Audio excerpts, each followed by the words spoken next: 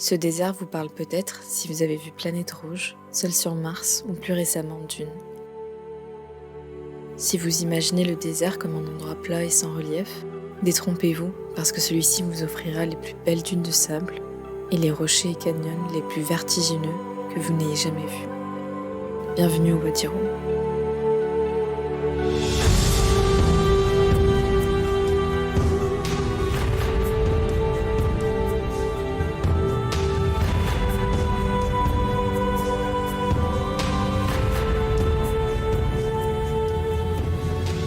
Après notre escapade à Petra, on avait besoin de s'éloigner de l'agitation des grandes villes et se ressourcer un peu. Ici, les seules personnes qui vous guideront seront les Bédouins. C'est le seul peuple autorisé à vivre dans ce désert de 540 km². Il est d'ailleurs classé zone protégée par l'UNESCO. Nous avons fait la rencontre de notre guide, Omar, à peine 18 ans, et 17 frères et sœurs. Vêtis de leur kéfé traditionnel, les Bédouins vivent bien avec leur temps et ensuite tirer profit de leur mode de vie en développant un nomadisme touristique. Et pourtant, ils arrivent à préserver un mystère que l'on saurait déchiffrer.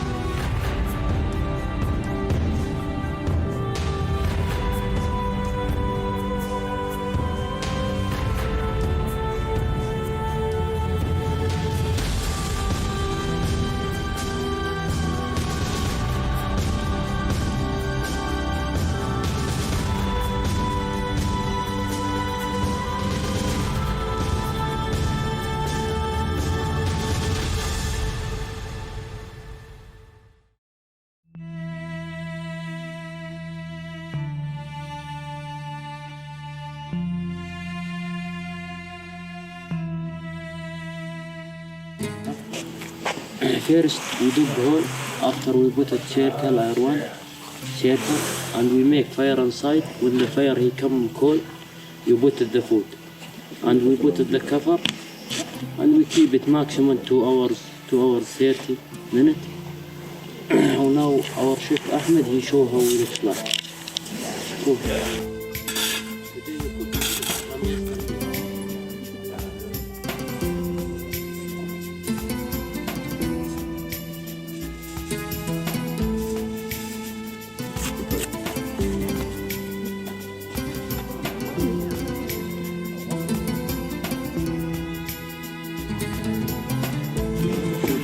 Good night, huh? See you tomorrow. Après ce délicieux repas, on avait passé une nuit magique autour du feu à écouter les contes et les chants des Bédouins. Et de temps à autre, des étoiles filantes illuminaient notre soirée.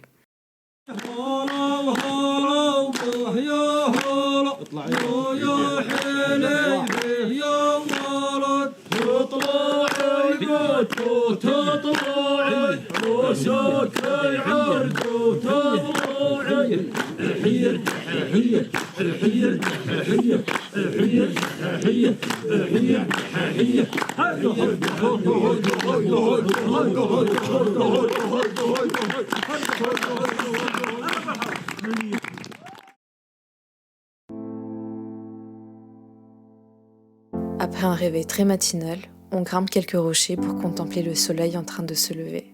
Toujours dans un cosmos apocalyptique.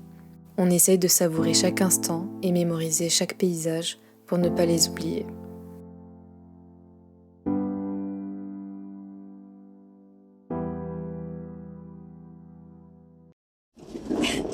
Donc, on est toujours au Wadi Rum.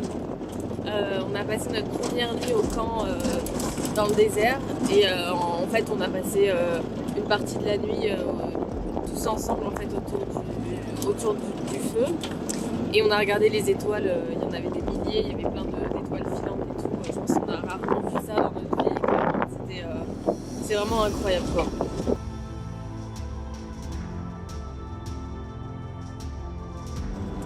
Le jour où ma mère elle va apprendre que je suis partie en Arabie Saoudite sans lui dire, sans le savoir, même moi je ne savais pas. Pour notre deuxième journée, on s'aventure sur une des plus hautes montagnes du Wadi Rum, Jbal Hash, à 1700 mètres d'altitude.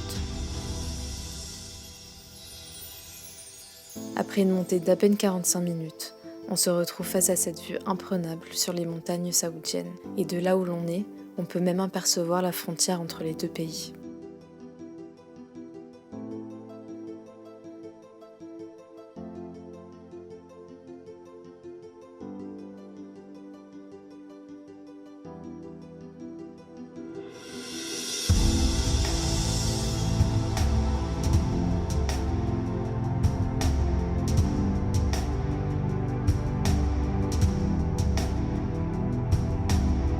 Tu nous prépares quoi alors à manger? Je crois que c'est une shakshuka là.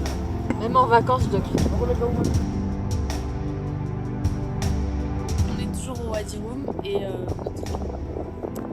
notre guide super sympa, Omar, nous a laissé ici pour traverser le canyon.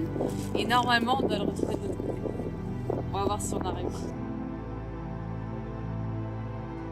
En gros, la technique pour trouver le chemin, si vous vous perdez, c'est de suivre les pas qu'il y a. Et si c'est des pas frais, comme ici par exemple, ils ressortent énormément ici. C'est-à-dire que c'est par là en fait, il faut suivre les pas. Voilà, ça va être notre technique en gros.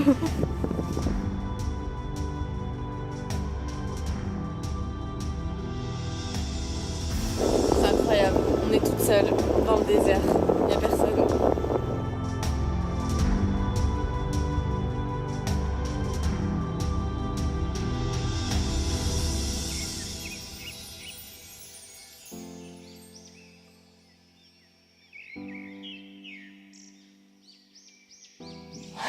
On a survécu au canyon. On était dans ce canyon-là. Et en gros, on a trouvé des animaux morts, genre avec la tête arrachée et tout. Du coup, on a retrouvé le guide ici. Et je lui ai demandé ce que c'était, enfin, s'il y avait des animaux qui vivaient dans le canyon ou quoi.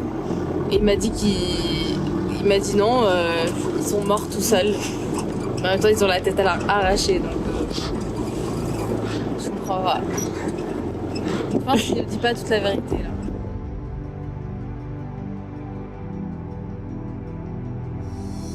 Ce séjour au Wadi Rum a été le véritable coup de cœur de notre voyage. L'hospitalité des Jordaniens est vraiment quelque chose d'inné. Même si pendant le premier jour, c'était un peu l'autoroute avec beaucoup de touristes, mais on a facilement pu se retrouver toute seule.